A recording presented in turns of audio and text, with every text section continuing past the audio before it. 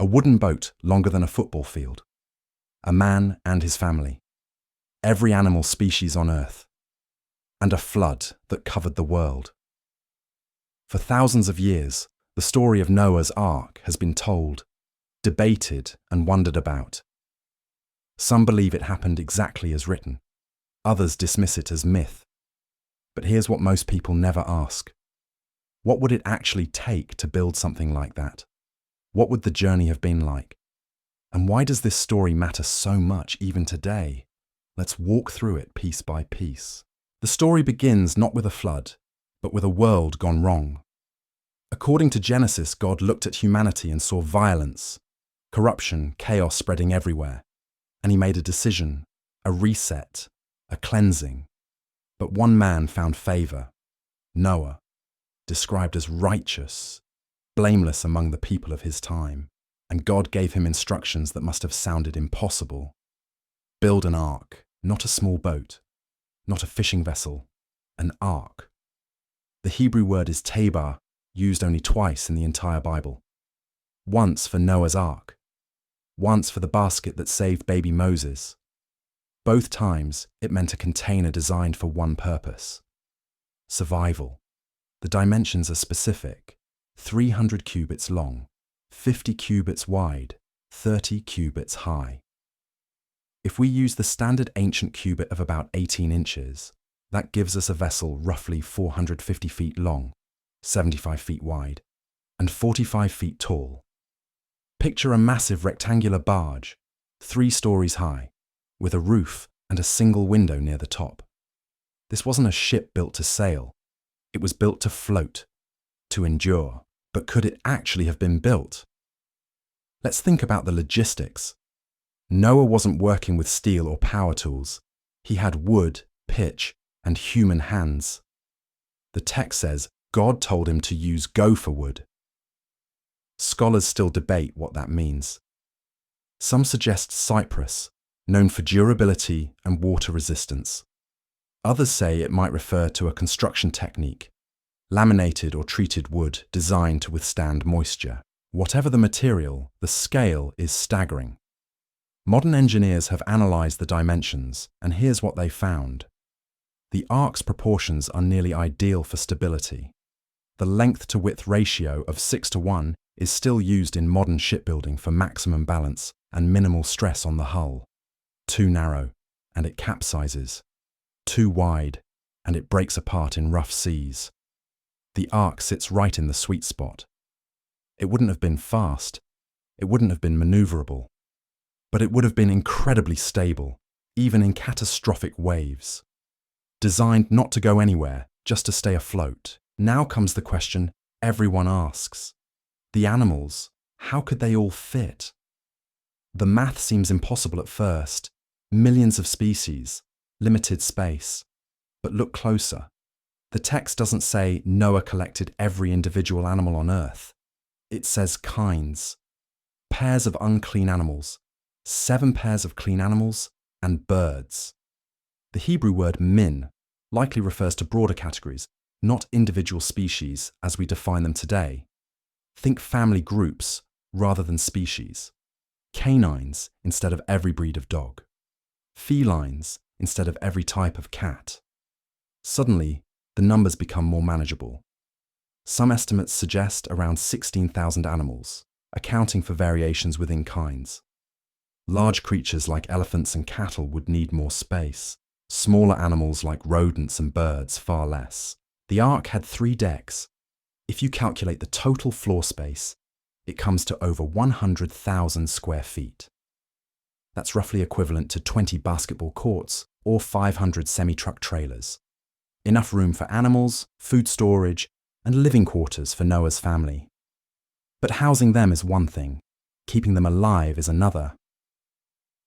Imagine the daily reality. Feeding schedules, waste removal, ventilation. The text mentions a window, likely a continuous opening running along the top of the ark just below the roofline, allowing air to circulate while keeping water out. Without it, the buildup of heat and gases from that many animals would have been lethal within days. Some ancient commentators suggested Noah used a system of ramps and channels to manage waste, flushing it overboard through drains in the hull. Others proposed stored food in the form of dried grains, hay, and preserved feed, rationed carefully to last the journey. And how long was that journey? The rain fell for 40 days and 40 nights, but the water didn't recede immediately. Genesis says the earth was flooded for 150 days before the waters began to go down. Noah and his family were on that ark for over a year. 12 months of floating, waiting, tending animals, living in a wooden box surrounded by an endless ocean. What would that have felt like? The rocking motion, constant and relentless. The sounds, animals calling, wood creaking, water slapping against the hull. The isolation, no land in sight, no way to know when it would end, just faith that it would. Then one day, the ark came to rest. The text says it landed on the mountains of Ararat, a region in modern-day Turkey, not a single peak, but a range. And Noah waited. He sent out a raven, then a dove. The first time, the dove returned. The second time, it came back with an olive leaf. The third time, it didn't return at all. The world was drying. Life was returning. Now, here's where it gets interesting. Flood stories aren't unique to the Bible. Cultures all over the world have them. The Epic of Gilgamesh, written in ancient Mesopotamia centuries before Genesis was compiled, tells of Utnapishtim, a man who built a massive boat to survive a divine flood. In Hindu tradition, Manu is warned by a fish to build a vessel before a great deluge. Greek mythology has Deucalion. Chinese folklore speaks of Gunyu taming the waters. Why do so many ancient cultures share this narrative? Some suggest a collective memory of a real catastrophic flood, perhaps regional but so devastating it felt global to those who experienced it. Others point to the psychological power of the flood as metaphor, destruction and renewal, judgment and mercy. The end of one world and the beginning of another. But whether the story is literal history, ancient memory, or sacred parable, one question remains. What was it really about? Because Noah's Ark isn't just a story about a boat. It's a story about what happens when everything falls apart, about survival when the world is drowning, about starting over when nothing is left. And that leads us to something deeper, something that might explain why this story has endured for millennia, passed down through generation after generation, culture after culture.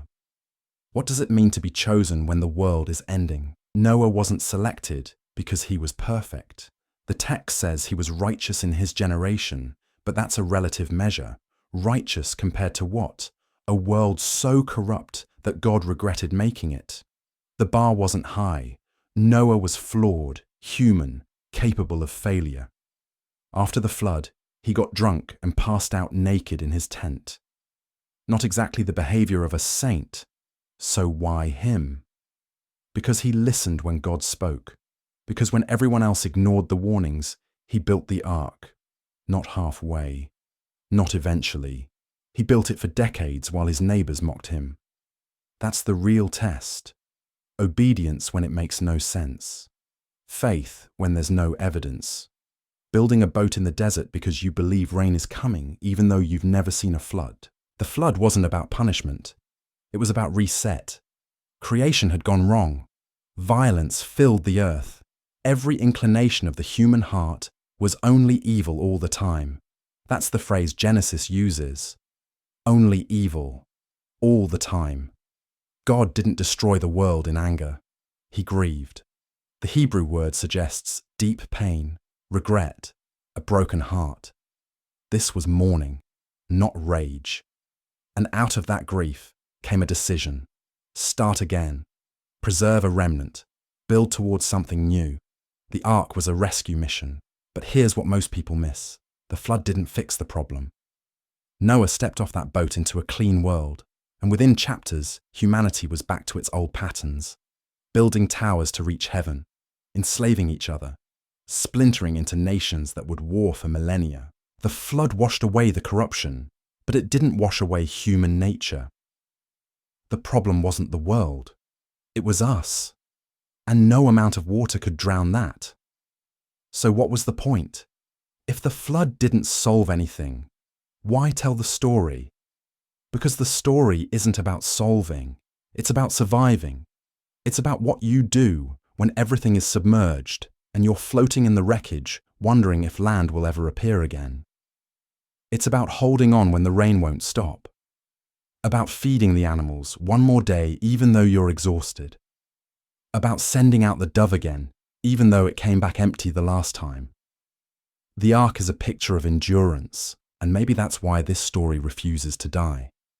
Because every generation has faced its own flood, war, plague, famine, collapse. Moments when it felt like the world was drowning and only a few would make it through.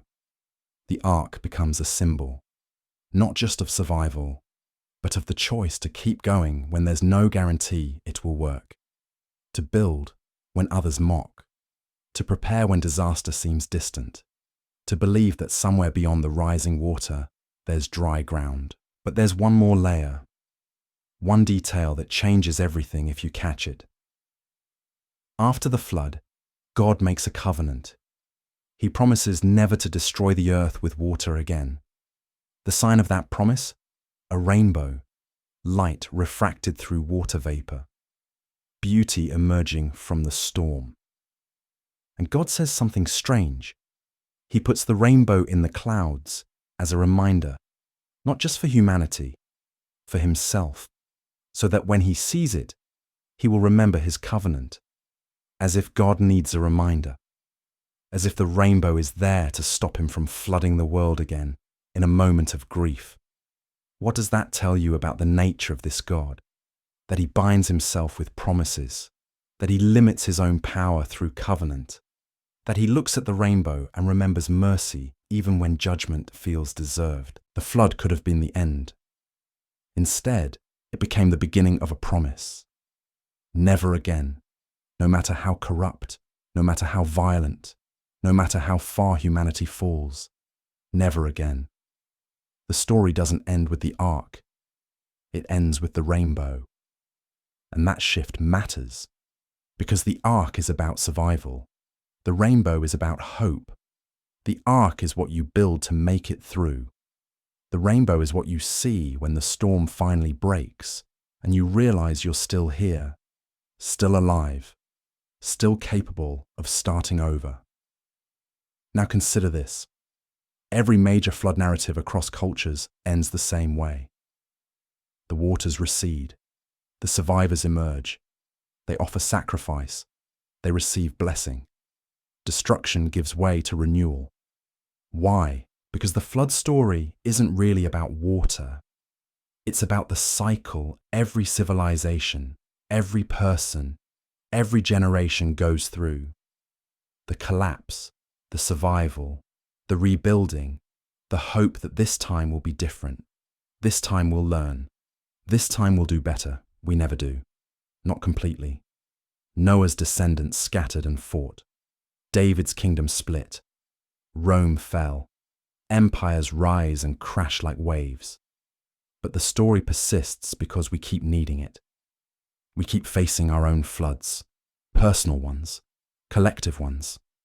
Moments when everything we built washes away and we're left clinging to whatever stays afloat. And in those moments, the story whispers. Someone survived before. Someone built an ark. Someone waited for the dove. Someone saw the rainbow. You can too. That's the power of this narrative. Not that it's scientifically provable, not that every detail adds up, but that it names something true about the human experience. We live in a world that floods, and we have to decide what we'll do when the water rises. Will we mock the ark builders? Will we ignore the warnings? Or will we start hammering planks together even when it seems absurd? Will we load the animals even though the sky is clear? Will we step inside even though our neighbours think we're insane? The ark wasn't about being right, it was about being ready. And when the rain started, when the fountains of the deep burst open and the windows of heaven opened and the world began to drown, only one group survived. Not the smartest, not the strongest, the ones who built the boat. So here's the question the story leaves you with. What are you building? Not literally, but in your life, in your choices. What are you preparing for that others can't see coming? What are you holding on to when everything else is washing away? What's your ark? Because the flood always comes. Maybe not with water, maybe not all at once, but it comes. And when it does, you'll wish you'd started building sooner. Whether Noah's Ark was a literal vessel or a timeless parable, its truth remains. We all face floods. We all need something to hold on to when the world falls apart. The question isn't whether the story happened exactly as written. The question is whether you're ready when your flood comes. Start building.